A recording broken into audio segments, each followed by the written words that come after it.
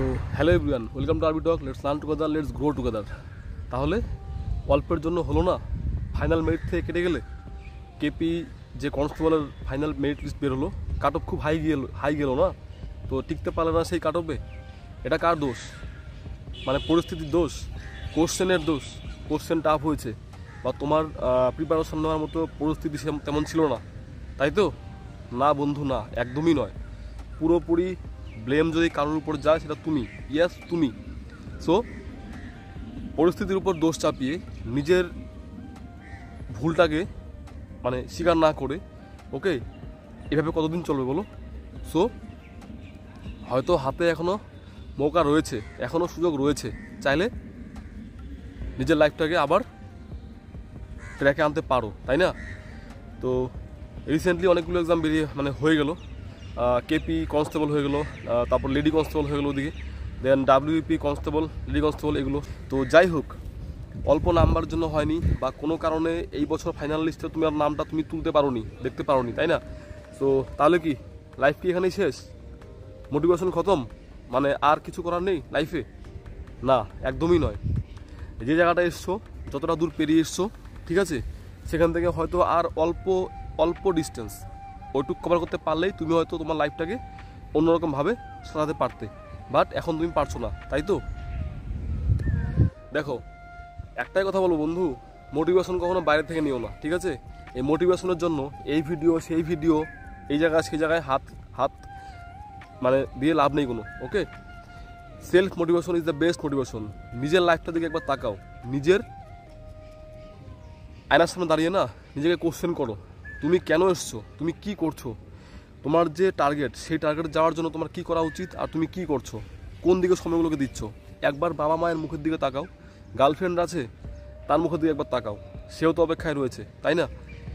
So তোমার জীবন শুধু কি তোমার জীবন? মোটেও নয়। তোমার জীবনের সাথে জড়িয়ে আছে তোমার গোটা পরিবারের জীবনটা, তোমার উডবির লাইফটা।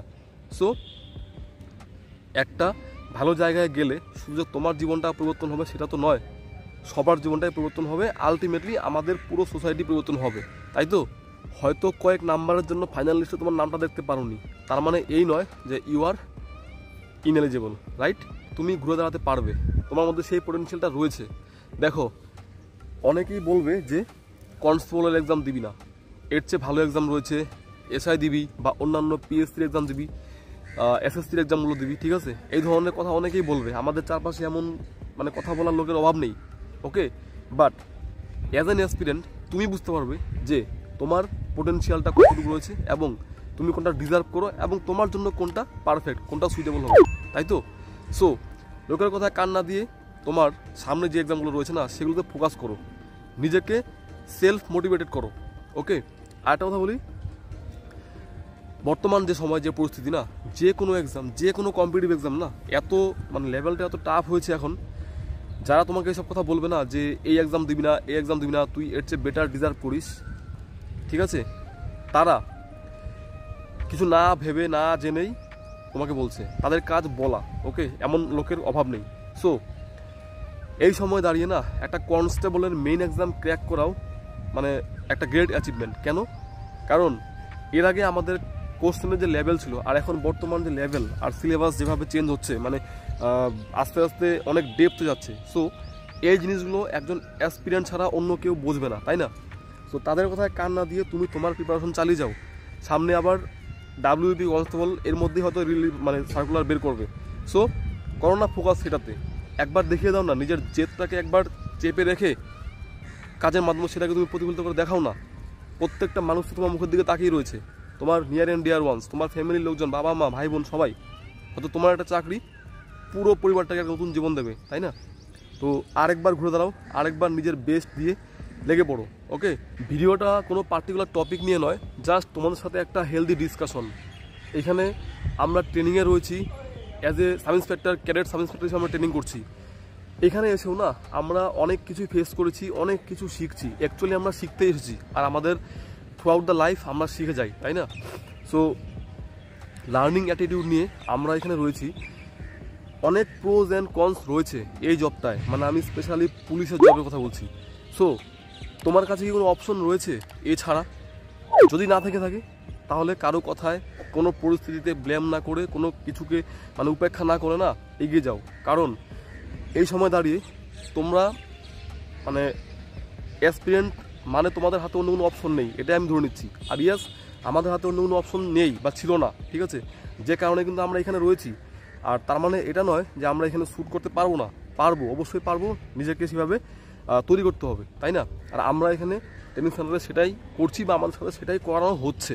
আমি নিজেও অনেক এক্সাম দিয়েছি, অনেক এক্সাম দেওয়ার পর ফাইনালি যখন একটা এমন স্টেজ আসলো যে বর্তমানে প্রিপারেশনটার জায়গায় এসছে, এবার যে কোনো এক্সাম দিলে পরে একটা কনফিডেন্স থাকে যে হ্যাঁ এবার হয়তো এই এক্সামগুলো ক্র্যাক করতে পারবো ইজিলি।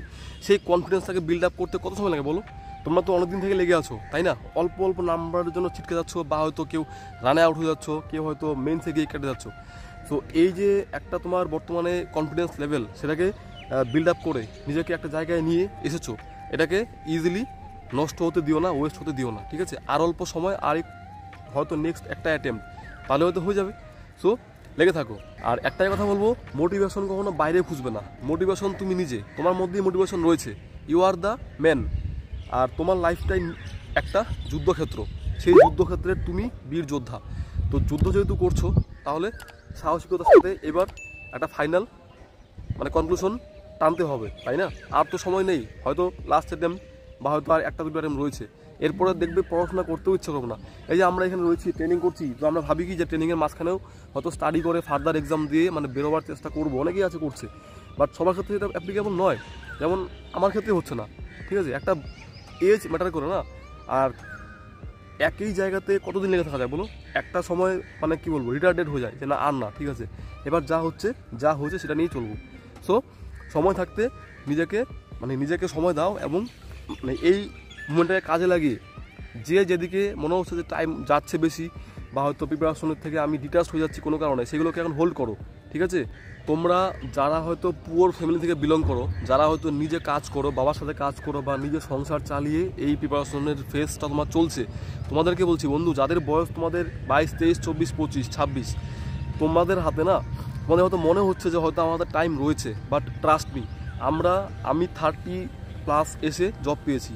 আমার মনে হচ্ছে কাশ এই জবটা আমার লাইফে আর 2 থেকে 3 বছর আগে আসতো, তাহলে আমি একটা অন্যরকমভাবে লাইফকে সাজাতে পারতাম, অন্যদিকে নিয়ে যেতে পারতাম, সেটা হয়নি।